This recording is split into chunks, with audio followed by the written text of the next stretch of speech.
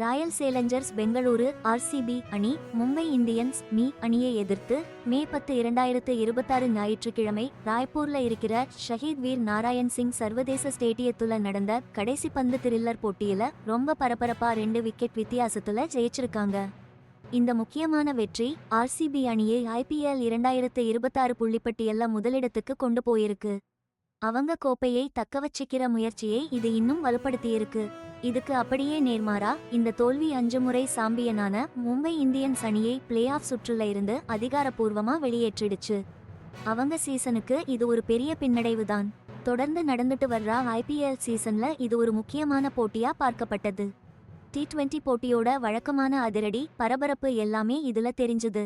பியோட இந்த வெற்றி அவங்க இந்த லீக்ல எவ்வளவு பலமான அணிங்கிறத மறுபடியும் உறுதிப்படுத்தியிருக்கு. ஆனா சீக்கிரமே வெளியேறினதால அவங்க ஆட்டத்தை மறுபரிசீலனை செய்ய வேண்டியதா இருக்கும். மார்ச் 28ல இருந்து மே 31, 2026 வரைக்கும் நடக்கிற IPL 19வது சீசன் நிறைய எதிர்பாராத திருப்பங்களை கொடுத்துட்டு வருது. நடப்பு சாம்பியனான ஆர்சிபி இப்போ வேகம் பிடிச்சிருக்கா. மும்பை இந்தியன்ஸ் அணி 7 விக்கெட்டுக்கு எடுத்த 166 ரன். இதை துரத்தின ராயல் சேலஞ்சர்ஸ் பெங்களூரு கடைசி ஓவர் வரை விடாப்பிடியா போராடி ஒரு அசத்தலான சேசிங் செஞ்சாங்க. இதுல முக்கியமா யார் கலக்கினாங்கன்னா ஆர்சிபி யோட குருணால் பாண்டியா தான். கால்வலி கிராம்ப்ஸ் வந்து கஷ்டப்பட்ட போதும் வெறும் 46 பந்துல 73 ரன்கள் அடிச்சு இன்னிங்ஸை தனி ஆளா தாங்கி பிடிச்சாரு. இது அவரோட விடாமுயற்சிக்கு ஒரு பெரிய உதாரணம்.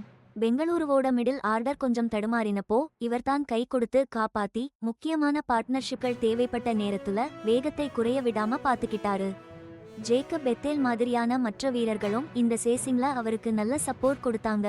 கடைசி ஓவர்கள்ல பிரஷர் பயங்கரமா ஏறிச்சு. IPL த்ரில்லர் மேட்ஸ்னா அப்படித்தான் இருக்கும்னு சொல்வாங்களே, அதே மாதிரி ஒரு நகம் கடிக்கும் போராட்டமா இந்த மேட்ஸ் முடிஞ்சது. இந்த வெற்றி ஆர்சிபிக்கு 2 முக்கியமான பாயிண்ட்ஸ் கொடுத்ததோட அவங்களோட பேட்டிங் ஆழத்தையும் ரொம்பவே அதிகமான பிரஷர்லையும் எப்படி பெர்ஃபார்ம் பண்ணுவாங்கங்கிற திறமையையும் காட்டிச்சு. இந்த டீம் இப்படி ஒரு வெற்றிகரமான சேசிங் பண்ணது ரொம்பவும் பலமான எதிரணிகளை எப்படி ஜெயிக்க முடியும்னு காட்டிச்சு. அதே சமயம் லீக் அட்டவணையில அவங்களோட பலமான இடத்தையும் தக்க வச்சுக்கிறதுக்கு உதவும். போட்டி ஆரம்பத்துல டாஸ் தோத்து பேட்டிங் செய்ய வந்த மும்பை இந்தியன்ஸ் அணி 7 விக்கெட் இழப்புக்கு 166 ரன்கள் எடுத்து ஒரு சவாலான இலக்கை நிர்ணயம் செஞ்சாங்க. இதுல திலக் வர்மா 57 ரன்களும் நமன் திர் 47 ரன்களும் எடுத்து மும்பை இன்னிங்ஸுக்கு நல்ல ஒரு முதுகெலும்பா இருந்தாங்க. ஆனா ஆர்சிபி அணியின் பந்துவீச்சு குறிப்பா புவனேஸ்வர் குமார் ரொம்பவே சிறப்பாக செயல்பட்டுச்சு. ஆட்டநாயகன் விருது வென்ற புவனேஸ்வர் குமார் வெறும் 23 ரன்கள் மட்டும் விட்டு கொடுத்து 4 விக்கெட்டுகளை வீழ்த்தி ஒரு அபாரமான பந்துவீச்சை பதிவு பண்ணாரு.